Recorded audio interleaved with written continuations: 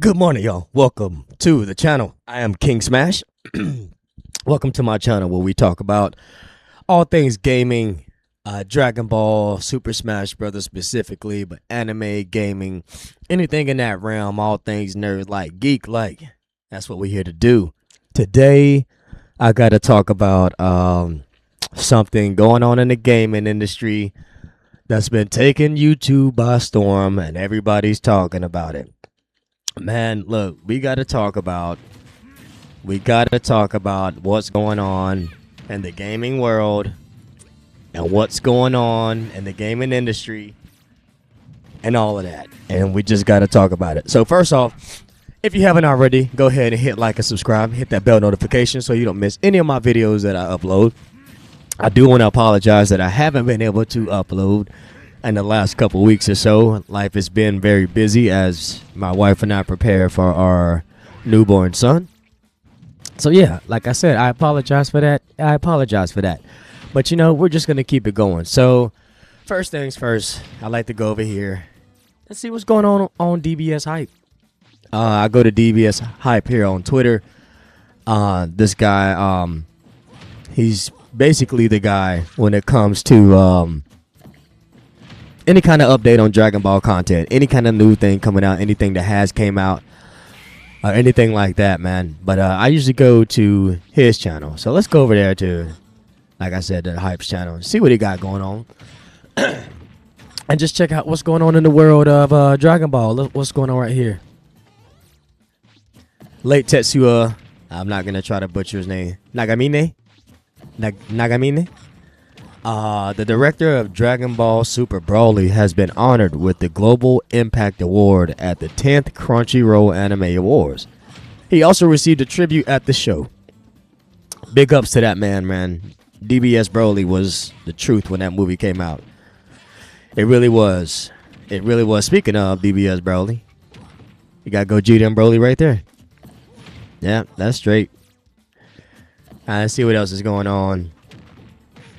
I don't really care about Dragon Ball Legends. I ain't gonna lie. Don't really care about Dragon Ball Legends. It's that type of stuff is like mid to me. I like the main games, the games where you can get down with the get down. Okay, so we have we got a Beerus V Jump scan. This was May 18th. These V Jump scans are cool over in Japan because you get to like see let me see if I can like scroll in here. I don't know if it's gonna let me. Yeah, sometimes they're lower quality. I ain't gonna lie. Sometimes they are lower quality, but yeah, looks cool, man. So this is from the remake, the Beerus remake, the Dragon Ball Super Beerus remake that's gonna be coming out. They're remaking a couple of the arcs, and the Beerus one I think is the first arc that they're remaking. And you can see the art style here is different from Super, much crispier, much more detailed in the hair, the shadowing, the face, the lines. Super was just, for what it was, it did not have the greatest production quality at all. If you go back and watch early Super, when Goku transforms into Super Saiyan 3 and tries to fight Beerus and gets clapped, yeah, it looks horrible. The animation is horrible. It's just not good, man. It's just not good, and we don't have to stand for that. So they're remaking it, and I'm glad they are. So yeah, let's keep it going and let's talk about what is going on in the world, the gaming industry, and the gaming world today. It's heartbreaking. It really is heartbreaking, y'all. It really is heartbreaking. Oh, shout out to President Rose. I was watching some of Rose's videos. Shout out to President Rose. If you ain't subscribed to President Rose, go on over and give President Rose a like and a subscribe. His videos are fire. His content is fire. His edits are fire. He's funny. He keeps it real. And he's just a cool, transparent guy, man. And he's the man when it comes to Sparking Zero. That man is E-rate, everything. Like, I don't want none, Rose. I don't want the smoke. I mean, I do, but I don't. Not on your live stream, so you can clown me and hit the little button or whatever you do. Anyway, shout out to Rose. So yeah, man, the gaming industry. Now look, I had some stuff pulled up, and I gotta make sure I still got it. Yeah. So yesterday I read this where Bloomberg was talking about. Let me get this ads out the way. Remember the day before ads. Bloomberg was talking about Switch 2 sales to go up by 20%. This was May 22nd. So this was just a handful of days ago. Let's talk about Nintendo for a second, y'all. Let's talk about Nintendo for a second. So Nintendo's strategy right now is that they're going to increase the price of the Switch 2, which is supposed to be relatively affordable considering it's basically just a Switch Pro and runs at PS4 spec. PS4 Pro spec at best. It's a Switch Pro. And what they've done is they're saying, hey, we're about to raise the prices. We're about to raise the prices. So everyone's going to go out and buy a Switch 2. But they're not even making development for the IPs on it yet. I mean, sure, you got Star Fox coming. You got the new Zelda remake rumored to be coming out. But they are switching their strategy back after letting down their investors by saying, when they're like, hey, what's going on with these game sales? What's going on? And all they can say is, blah, blah, blah. We're also still switching sales to the Switch 1. So when you're like looking at your investor, huge investor, Switch 2 games, whatever, your shareholders, and you say, yeah, let's not worry about the Switch 2 for right now. Let's just go back to the Switch 1. So everyone that went and bought a Switch 2 for, the next gen of Nintendo gaming and Nintendo IPs, because let's face it, you're not buying a Switch to play, I don't know, Skyrim or whatever. You're not buying a Switch for that. You're buying a Switch for Nintendo's IPs. And they're saying, hey, get the new stuff. But you didn't even really need the new stuff because we're still making record-breaking sales on the old stuff.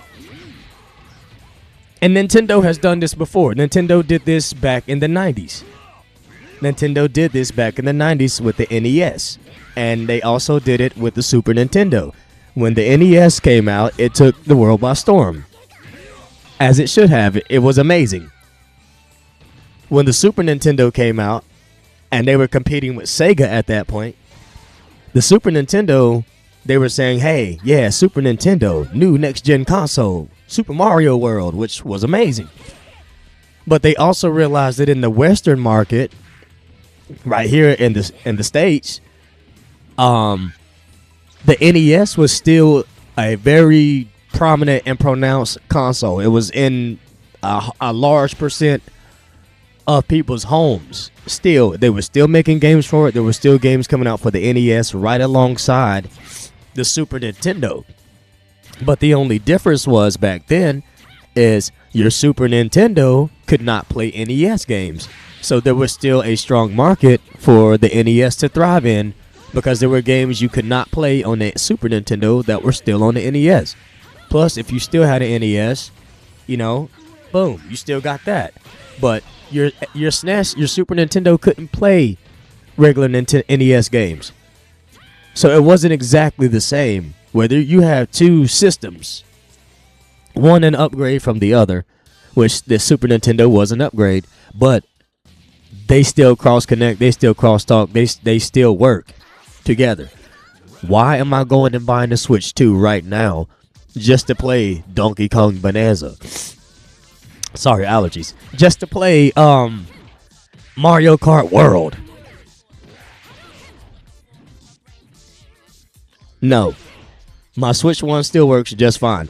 And on that topic of Nintendo, I want to say that now is the greatest time ever to stock up on your Switch 1 titles. Walmarts across the nation are fighting back against Nintendo, wanting to sell their games at a $70 price, and they've been sitting on shelves for months. So they're lowering their prices to like $50. And it is true. Look it up. You can find it. You can find it. Look it up. There are Walmarts across the nation that are basically not discounting but cutting the price of Nintendo's games because the shelf life has been too long. They've been sitting there. And this is a bully tactic that has blown back in Nintendo's face. You can't talk to a giant like Walmart and say, "Hey, sell them at this price," and then they turn around and say, "Your product isn't selling." So we have to do something to get it out the way. That's bad. That's bad, y'all. That's bad. But anyway, with stuff like that, I'm just saying, like, it's a good time for you to go and also start stocking up on your games. They're relatively cheap right now. I went to some local game stores. Go to your local game stores. I went to some local game stores, card game stores, like comic book stores and stuff like that, and was finding grade A Switch games no more expensive than $30. I picked up Pikmin 4 for $30. I picked up Super Smash Brothers Ultimate for $25 or $30. I picked up I picked up Breath of the Wild for $25. CIB, complete in box. You can't beat that. You can't beat that.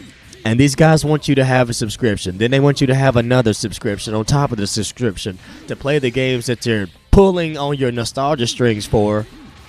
When you don't have to do that. You don't have to do that. Now, don't get me wrong. I love Nintendo.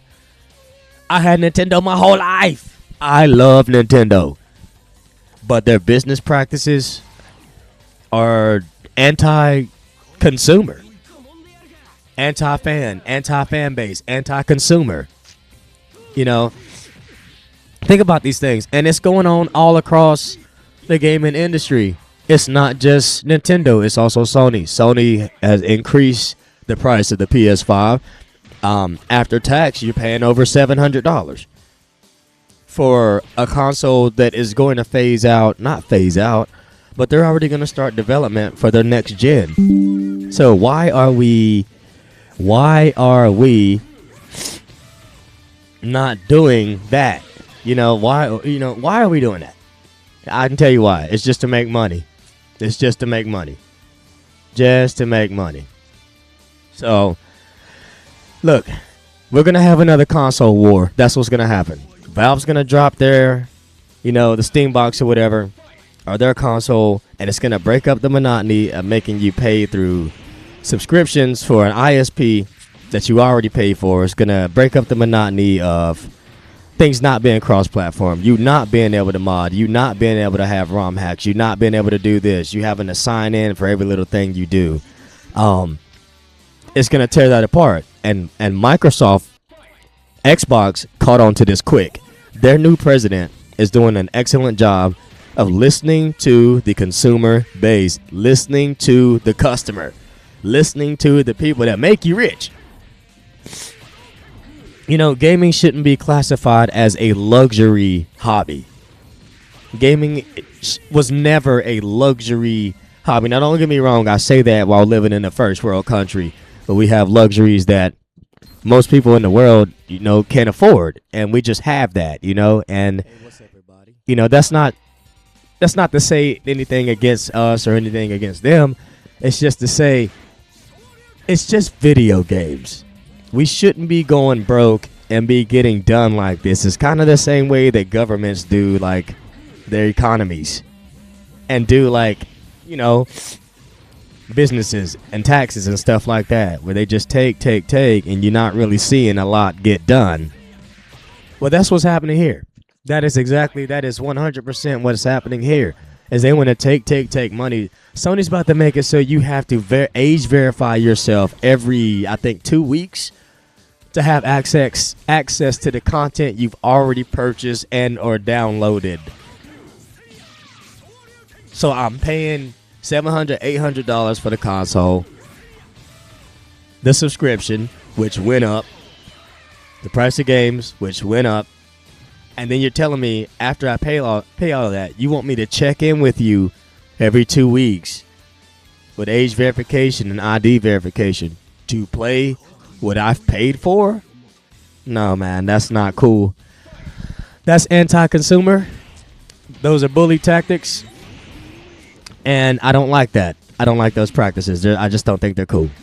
So I had to talk about that today, man. Like I said, I went and picked up a big stack of games for the Switch 1. Switch 1 is still very much alive, man. But I just had to kind of talk about some of that news that's been going around like that, man. You know, and like I said, I love Nintendo, and the thing about it is, you're either gonna pay it or you're not, and they know that. When you're a giant like that, you don't have to negotiate. There's already plenty that are sustaining you, because most of Nintendo's fan base is my age, in their 30s. We're millennials. We're old millennials. I'm 37 years old, and I've had an NES since I've been 5 years old. But, you know, for us that have kids now, and we're gamers throughout all this time, we're not gonna go for that.